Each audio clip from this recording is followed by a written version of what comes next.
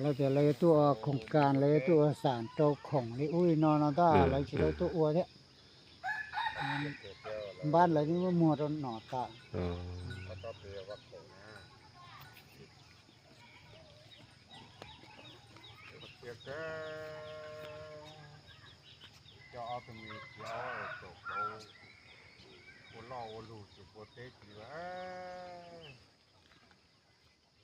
จังเขาอยู่ตัวเดี๋ยวเจ้าโปเจ้าโปเต้แล้วพอดอยเปลี่ยนที่อยู่ต้นดับแต่หาทีเลย